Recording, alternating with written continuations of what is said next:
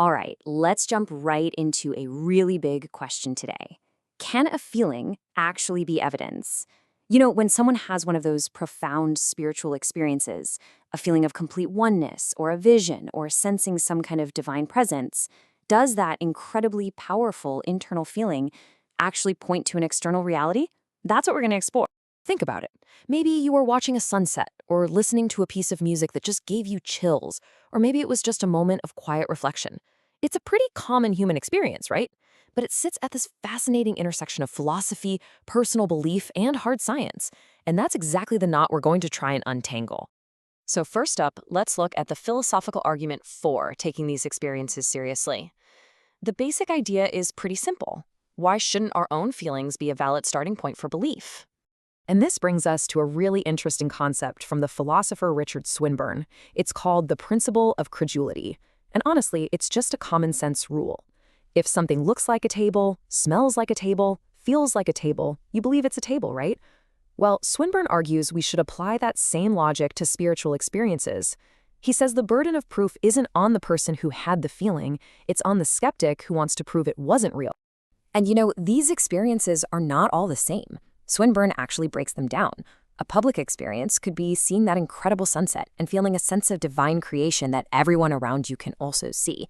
A private one, though, that could be a deeply personal vision or a feeling of cosmic unity so intense you literally can't find the words to describe it. It just goes to show the huge range of what we're talking about here.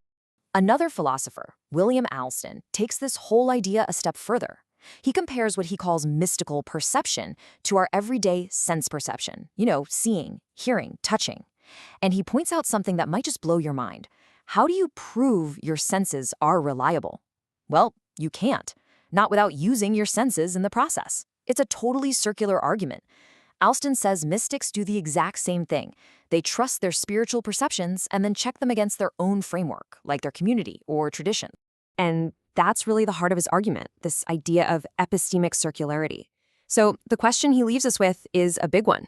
If our most basic fundamental tool for understanding reality, our own senses, relies on this kind of circular trust, is it really fair to dismiss spiritual experiences for having the exact same logical flaw?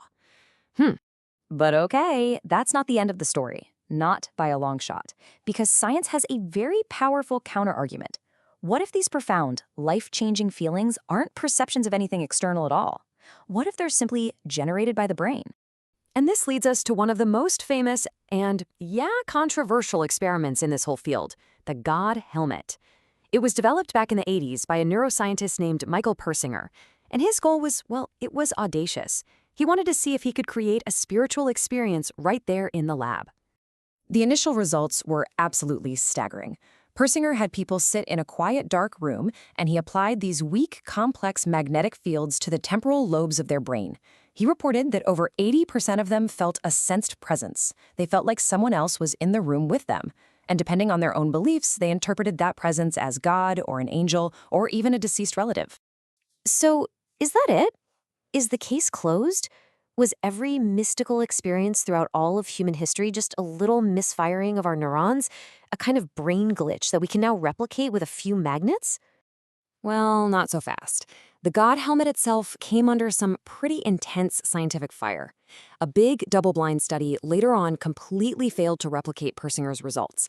It looked like people only reported these experiences when they were already highly suggestible or when they kind of knew what the experiment was supposed to find.